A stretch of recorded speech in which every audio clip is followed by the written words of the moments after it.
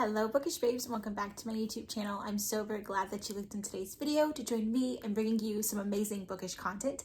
And as you can see by today's title, I'm going to be bringing you 3 of my top series that I feel like are super underrated. There's going to be one in middle grade, one in YA, and one in adult. So if you want to figure out what those series are, please stay tuned and let's jump straight into the video.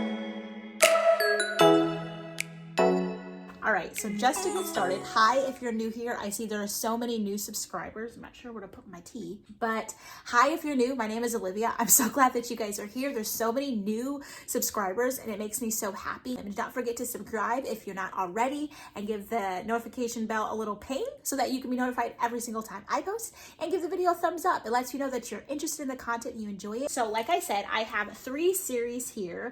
We'll go into middle grade. This one by far, I'm not gonna lie, is my favorite. It holds such a special place in my heart, and that is going to be the Blameless series by E.S. Christensen.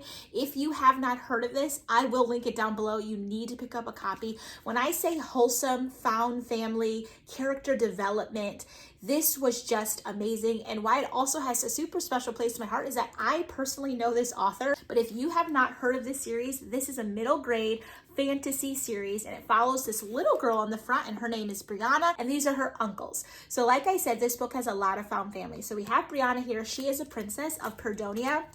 And one evening, while they were just living their life, her brother and her parents, the queen, king, and the prince, there was an attack on the kingdom. So Brianna is really left on her own, and these individuals find her, and these are considered her uncles. They've kind of adopted her into their home.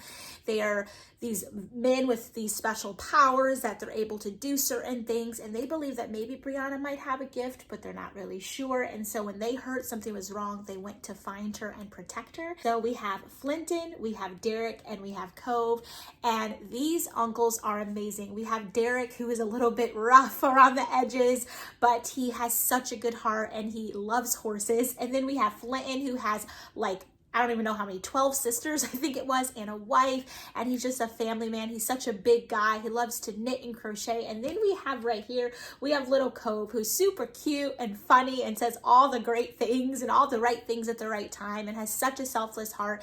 And then we have sweet little Brianna, and you just see that found family form. You see the connections that they develop. You see her becoming what she needs to be, because right now she's really in the line to become queen of her kingdom. And then we dive straight into book number 2, which is The Tarnished. And this is Brianna in the middle. This is her friend Theo, which is Cove's younger brother. And then we have Cassie, which is Flinton's younger sister. And they just become the trio that cannot be split. The 3 musketeers. They go through so many things with her. And so within this book, you're seeing how Brianna is finally getting that courage, finally getting that strength underneath her belt, that she can do this, she can overcome. One thing I can say about these books is that you were able to really sense the emotion. You were able to feel like you were a part of that family. Like, those 3 guys are my uncles too. If you're just someone who loves middle grade, then this is the series for you. And obviously I gave both of these 5 stars. This is the first fantasy series I ever read. That is going to be the Ash Princess series. This series, when I say, holds such a special place in my heart. Down below, I'm going to link the playlist to this series that I listen to faithfully through these books. Nothing else, only that. It's so nostalgic that when I hear those songs, I actually get emotional, so I can't listen to them. But this was amazing. It's 3 books, so it's a trilogy. We have book number 1, which is The Ash Princess, and this is by Laura Sebastian. I'll link it down below. Then we have book number 2, Lady Smoke, which was my favorite out of the series. And then we have The Ember Queen, book number 3 as well. But this was amazing. First, to start with the books. The texture of these books has the same with Liz's books. These like buttery, velvety type textures. I just love it. I'm definitely someone who judges books by the cover, and when the texture is nice, the paper, everything, I'm going to pick it up. These were extremely quick reads, and you're definitely getting a lot of found family, a lot of character development, and just tragedy that turns into something good, and redemption, resilience. And I really love that in series and in books, especially when they're short and to the point like this.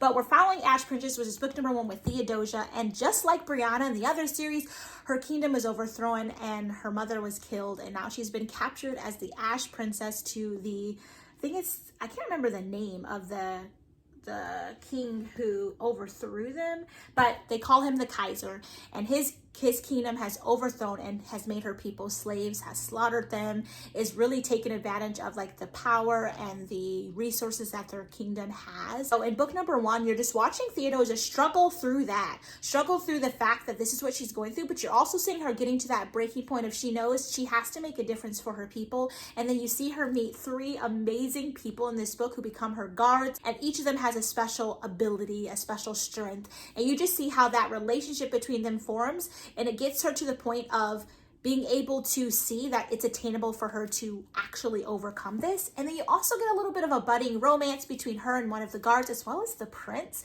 And I think that was very nice. Very much of a forbidden romance trope is kind of happening in this book. Book number 2, which was my favorite because of the scenery, the imagery, what you were able to see. They end up getting out of the kingdom at this point in the book, and they're traveling through the sea and just devising a plan of how to take back their kingdom. And they get to this land, which I can't remember the name of it. I literally read this 2 years ago at this point. But there's another land where there is a king there who they think might be able to help them and become an ally. And so they're traveling there, but it's basically this desert oasis with this like the feeling of like blue lapis and jewels and just stained glass windows and this beautiful palace in the desert. But within the palace, it's flowing with water. And it's just like, it's so odd that it's almost like you're looking at, it's like a mirage, pretty much. Like when you see something in the desert and you're super thirsty and then like you see water, or it's super hot and on the ground there's water, but it's none, but it's that mirage. It's like that, this beautiful, dreamy kingdom.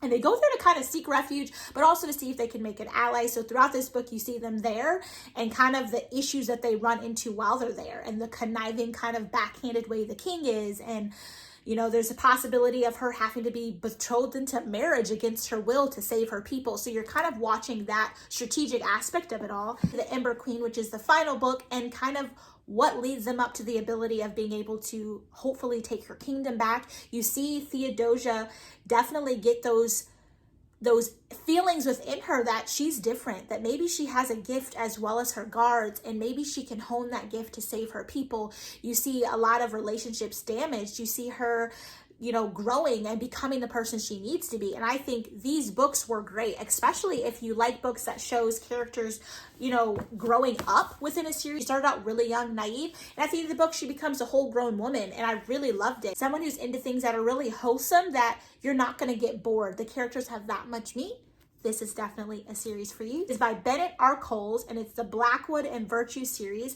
Book number 2 is Dark Star Rising, and book number 1 is The Winds of Marquet. And this series, okay, when I say completely underrated, this is actually the definition of underrated. So book number 1, my mom actually picked it up for me from the Dollar General, and then book number 2, I was able to get it from Amazon. I'm not sure if there's going to be a third book in this series. It seemed like it when you finished this one, it kind of left on a cliffhanger, a little bit of some ambiguity there, so it's possible it could be a third book. But to just dive into this series, you're following Blackwood and Virtue. So Blackwood is a commander, and the book is based in space and almost like this galactic sailing, you know, space book is basically what it is. It's like there are planets, there are aliens, there are creatures, they're in space, but they sail actual ships through the sky, almost in this just other world experience. When I was reading it, the imagery was just unbelievable. It was almost as if seeing like large moons. Imagine that, like you look up in the sky and there's a large moon, there's a ship just floating in the sky. That's very much what it gave me.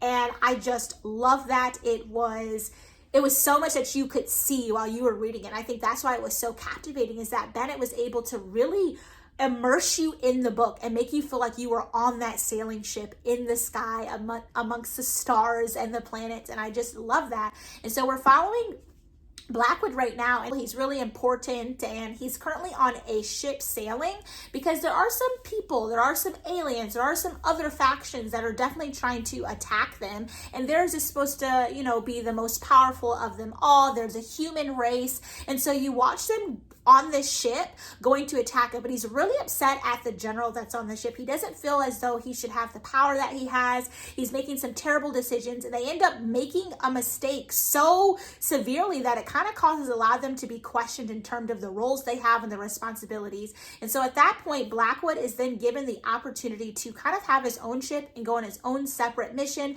with a crew that he can kind of pick, but is also kind of picked for him. And he has to kind of learn to almost humble himself in the way of like like the issues that he's having. And he's on the ship and he ends up meeting Virtue, which is this beautiful young woman on the ship. And together they are forming a romance, but at the same time, he has to really be so decisive because he has to find a way to figure out who is responsible for these attacks that they're having on their world. It's finding actually that it's not who they thought it was, who is taking the cargo, who is attacking the ports, killing people and taking hostages as slaves. But you're definitely noticing that it's probably a lot closer to home who's responsible for this. Who is it? Is it really these, I believe they're called xoxoids? Is it actually the xoxoid aliens that we've been placing this on? Or is it actually someone that's a lot closer to home? And so I think the book definitely leaves you on the edge of your seat. This series is so good. I don't know if I'm even getting my point across, and I hope that I am. But when I mean, if you're into like sci-fi, galactic, you know, space sailing ship, not like spaceships, but like literal boats, sailing ships in the sky. Like if you're into aliens and, you know, sailing references and just even just I can say found family, the found family and a little budding romance. So I just really love it. I think it was amazing. It was something I've never read before. I'm not even sure what made my mom grab it, but I'm glad she did. And I think you guys will love it. Both of the books were 5 stars for me. But yeah, that is going to conclude these 3 series that I have here that are going to be some of my top favorite series that I feel are extremely underrated and that I believe you should go grab a copy of because you'll thank me when you read them. But I really do hope that you guys enjoyed today's video. I hope that it gave you just some more ideas. I feel like that's what Booktube's all about. That's what Booktok's all about, is to get on here, find YouTubers and find recommendations, find books that you never heard of that you can read them to see if they are special to you too. And so if you felt that way at all, it's not to forget to give the video a thumbs up and hit your notification bell. Then every time I post, you'll be notified, and subscribe to the YouTube channel and join this bookish fam. We are so nice and we have so much fun together. And then very lastly, do not forget to leave a comment if you want to read these books, or if you have any that you think are really good, or if you just want to talk about your day. I'd love to hear it. And without further ado, I'll catch you guys all in my very next video. Bye, friends.